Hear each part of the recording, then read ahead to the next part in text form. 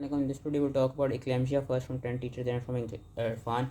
Eclampsia is basically when there is occurrence of one or more generalized conversion and or coma in the setting of preeclampsia and in the absence of any other neurological condition, then it is known as eclampsia. And the most common cause of death eclampsia में वो भी cerebral hemorrhage है. Previously the most common cause of death in eclampsia जो होता था that was pulmonary edema, लेकिन आजकल cerebral hemorrhage is the most common cause. Prevention किस तरह करा सकते हैं eclampsia की कि वही जब severe प्री-eclampsia के साइन एंड सिम्टम्स मिल रहे उस वक्त हम IV मैग्नीशियम सल्फेट लगा दें. रिस्क फैक्टर्स वही हैं कि अनकंट्रोल हाइपरटेंशन, 2 और fewer prenatal care visits, primary gravidity, obesity, black ethnicity, history of diabetes and age less than 20 years. What are the warning signs के epigastric pain or right upper quadrant, tenderness or headache, uncontrolled hypertension, agitation, hyperreflexia, clonus, facial edema, poor urinary output and papilloedema. Management ये इसके senior help को and emergency team को बुलाएं. Airway breath and breathing circulation का जो protocol होता है वो फॉलो करके IV मैग्नीशियम सल्फेट लगा दें, which is the first line anti convergent. US में कन्वर्जन आ रहे हैं. लोडिंग डोज लगाएंगे 4 ग्राम्स की. एंड जो हमारे पास मेंटेनेंस डोज होगी दैट वुड बी 1 ग्राम पर hourly generally for 24 hours after the delivery. It should be given for 24 hour after delivery. Overdose can cause respiratory depression and cardiac arrest. तो उस case में जो हम एंटीडोट देते हैं वो हम 10 ml ऑफ 10% कैल्शियम ग्लूकोनेट देते हैं, which should be given slowly IV. So that was all related to eclampsia. Now we will do it from Irfan. It is a grand mal conversion occurring in a woman with established preeclampsia in the absence of any other neurological या metabolic cause. Obstetric emergency या life threatening complication है.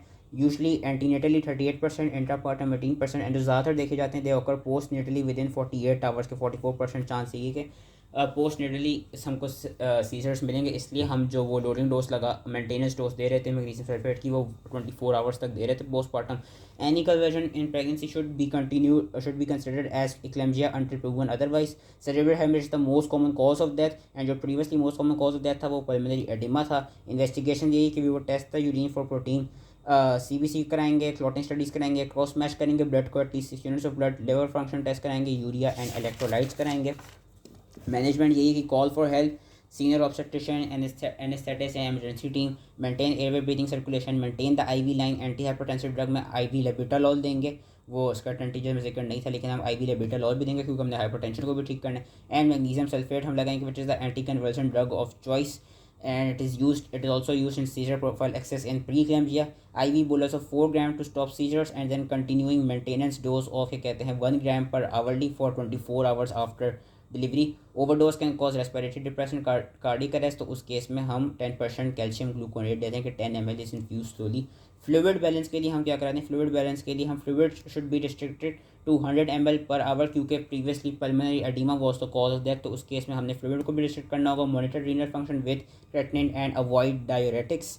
Delivery यही है, it is the only definitive cure at any gestational age after the stabilisation of mother and fetus. ज़्यादातर हम C-सेक्शन ही कराते हैं लेकिन अगर हमें सर्विक्स फेवरेबल मिल रहा हो तो उस केस में हम वजाइनल डिलीवरी की तरफ भी जा सकते हैं by IV oxytocin infusion. And अगर तो लेस देन 34 वीक्स हो तो हम पहले स्टेरॉइड्स देंगे ताकि फीटल लंग मैच्योरिटी हो जाए. Then we would go for C-section. So that was all related to eclampsia. I hope it easy समझ आ गया हो एंड थैंक यू.